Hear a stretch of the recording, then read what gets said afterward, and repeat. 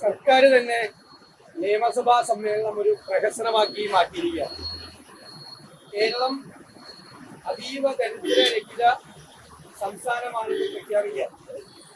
നിയമസഭയിൽ ഒരു ചർച്ചയുമില്ലാതെ മുഖ്യമന്ത്രിയുടെ റൂൾ 300 സ്റ്റേറ്റ്മെന്റ് എന്ന് വെച്ചാൽ അദ്ദേഹം അത് വായിക്കും, കേട്ട് നമ്മൾ പറഞ്ഞു പോകണം.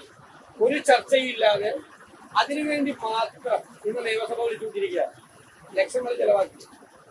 ഈ പറയാൻ പോണ കാര്യങ്ങളെല്ലാം ഇന്നത്തെ മാധ്യമങ്ങളിലെല്ലാം പരസ്യമായിട്ട് വന്നിരിക്കുന്നു. എല്ലാ മാധ്യമങ്ങളിലും കോടികൾ കൊടുത്ത് പരസ്യം കൊടുത്ത കാര്യം വീണ്ടും നിയമസഭാംഗങ്ങളെ 140 പേര് തിരുവനന്തപുരത്ത് വിളിച്ചു വരുത്തി മുഖ്യമന്ത്രിയുടെ പ്രസ്താവന മാത്രം വായിച്ചു തിരിഞ്ഞു പോകണം. അതുകൊണ്ടാണ് ഞങ്ങൾ ബഹിഷ്കരിച്ചത്. ഒന്നാമത്തെ കാര്യം.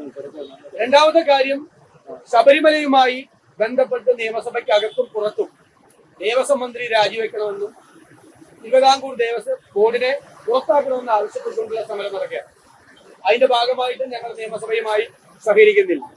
മൂന്നാമത്തെ കാര്യം, മുഖ്യമന്ത്രിയുടെ ഈ പ്രഖ്യാപനം എന്ന് പറയുന്നത് ശുദ്ധ വെട്ടിപ്പാണ്, പച്ച നുണകളുടെ സമാഹാരമാണ്.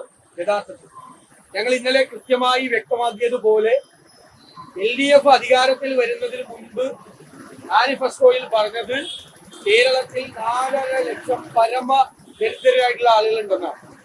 അതെങ്ങനെയാണ് ഒരു സുപ്രഭാതത്തിൽ 64,000 പേരായി മാറിയത്? രണ്ടാമത്, ഗവൺമെന്റ് തന്നെ നിയമസഭയിൽ തന്ന മറുപടിയിൽ കേന്ദ്ര ഗവൺമെന്റ് ദരിദ്രരിൽ അതിദരിദ്രരെ തീരുമാനിക്കുന്നത് ആണ് AAY പദ്ധതിയുടെ പ്രകാരമുള്ള 5,95,000 കാർഡുകൾ വിതരണം ചെയ്യും. ആ കാർഡുകൾ അനുസരിച്ച് 5,95,000 പേര് കേരളത്തിൽ ദരിദ്രരിൽ അതീവ ദരിദ്രരായിട്ടുള്ള ആളുകളാണ്. ഈ രണ്ട് കണക്കൊക്കെയാണ്.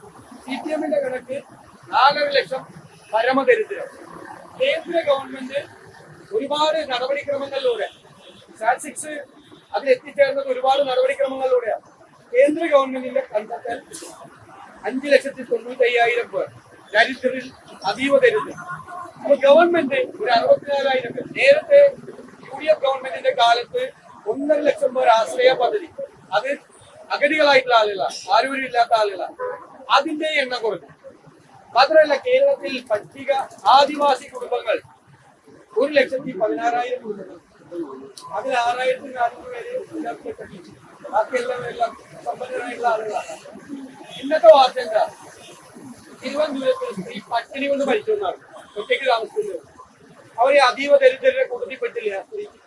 എങ്കിൽ ഇന്നത്തെ പത്രവാർത്ത, ഇന്നത്തെ വാർത്ത അതാണ്. ഒരു പാവപ്പെട്ട വൃദ്ധയായ സ്ത്രീ കുറെ ദിവസം പട്ടിണി കിടന്ന് മരിച്ചു എന്നാണ്.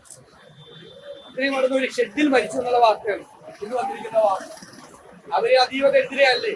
അവർ ഈ ലിസ്റ്റ് എത്രയും. ഇതിന്റെ ഏറ്റവും വലിയ ദോഷം എന്ന് പറയുന്നത് കേന്ദ്ര ഗവൺമെന്റ് പ്രഖ്യാപിക്കുന്ന പദ്ധതികളിൽ നിന്നും കേരളം പല പദ്ധതികളിൽ നിന്നും പുറത്താവും. ഈ പ്രഖ്യാപനങ്ങൾ കൊണ്ട് ദോഷകരമായി മാറും. ഇപ്പൊ കേന്ദ്രത്തിന്റെ മുന്നിൽ സംസ്ഥാനത്ത് ദരിദ്രരിൽ അതീവ ദരിദ്രരിൽ ഇല്ലാത്ത സ്ഥിതിയാവോ? അപ്പൊ എന്ത് പ്രഖ്യാപനമാണ്? തെരഞ്ഞെടുപ്പിന്റെ തലയാഴ്ച ജനങ്ങളെ തെറ്റിദ്ധരിപ്പിക്കാൻ, ജനങ്ങളെ വിഡ്ഢികളാക്കാൻ വേണ്ടി നടത്തുന്ന PR പ്രൊപ്പഗാൻഡയാണ് പിണറായി വിജയന്റെ നേതൃത്വത്തിൽ നടക്കുന്നത്. ഞങ്ങൾ അതിന്റെ പൊള്ളത്തരം മുഴുവൻ ജനങ്ങളോട് പ്രചരണം വഴി ജനങ്ങളെ ഞങ്ങൾ ബോധ്യപ്പെടുത്തിക്കൊണ്ടു.